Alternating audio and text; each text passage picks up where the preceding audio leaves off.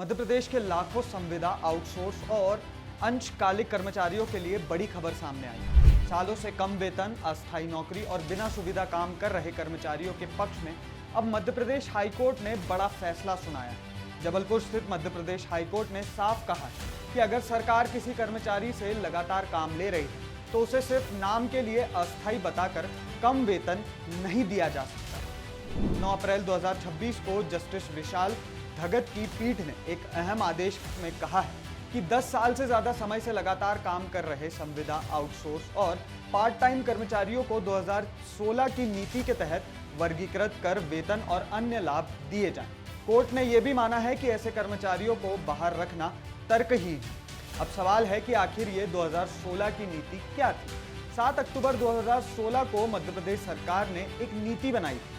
इस नीति का मकसद उन कर्मचारियों को राहत देना था जिन्हें नियमित नहीं किया जा सका था, लेकिन सरकार उनसे लगातार काम ले रही थी। इसमें कर्मचारियों को 3 श्रेणियों में बांटने का प्रावधान है: अकुशल, अर्धकुशल और कुशल। इसके हिसाब से न्यूनतम वेतनमान और कुछ सेवा लाभ दिए जाने थे। मतलब साफ था, अगर स्थायी नौकरी नहीं दे सकते तो कम से कम सम्मानजनक वेतन तो दो। लेकिन यहीं से खेल शुरू हुआ।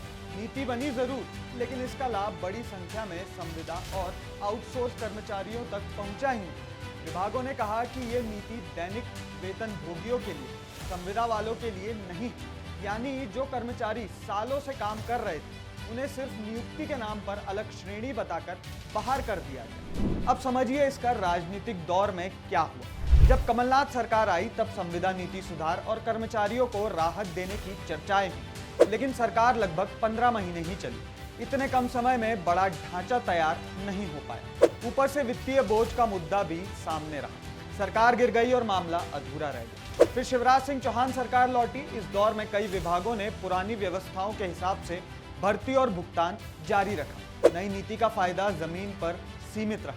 नतीजा यह हुआ कि हजारों कर्मचारी कोर्ट पहुंचे। उन्होंने कहा कि हमसे सालों काम लिया जा रहा है, लेकिन वेतन और अधिकार नहीं दिए जा रहे। अब मोहन सरकार के समय फिर संविदा नीति चर्चा में आई। 2023 की नई संविदा नीति और लंबे समय से कार्यरत कर्मचारियों के समायोजन की बातें सामने आई, लेकिन इस बीच हाईकोर्ट का यह फैसला सरकार पर दबाव बढ़ाने वाला माना जा रहा है। अब इस केस में क्या हुआ है? याचिकाकर्ताओं ने कोर्ट को बताया कि उनकी नियुक्ति 2009 में हुई, तब से लगातार सेवाएं ली जा रही, हर बार अनुबंध बढ़ाया जा रहा है, लेकिन स्थायी कर्मचारी जैसे लाभ नहीं मिल रहे हैं। कम वेतन दिया गया, वर्गीकरण नहीं किया गया। उन्होंने इसे संविधान के अनुच्छेद 14 और 16 यानी समानता के अधिकार का उल्लंघन बताया। कोर्ट ने सरकार से पूछा, अगर कर्मचारी की जरूरत नहीं है तो 16 साल से काम क्यों ले रहे हैं? और यही कोर्ट ने सख्त टिप्पणी की। कहा गया है कि किसी कर्मचारी से लगातार काम लेकर उसे कम वेतन देना उसके जीवन यापन, आर्थिक न्याय और सम्मानजनक जीवन के अधिकार के खिलाफ है।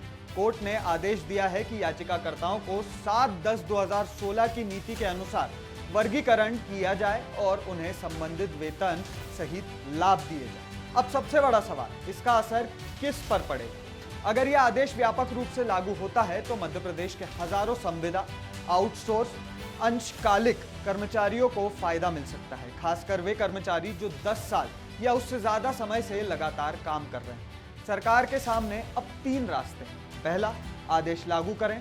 दूसरा, सीमित दायरे में लागू करें। और तीसरा, ऊपरी अदालत में चुनौती। लेकिन एक बात तय है, यह फैसला सिर्फ वेतन का मामला नहीं, ये उन कर्मचारियों की लड़ाई है जो सालों से सिस्टम चला रहे हैं, लेकिन सिस्टम ने उन्हें अब तक अस्थायी मान रखा है। अब देखना होगा हाईकोर्ट के आदेश के बाद सरकार राहत देती है या फिर एक नई कानूनी लड़ाई शुरू होती है। अब इस मामले पर आपकी राय क्या है?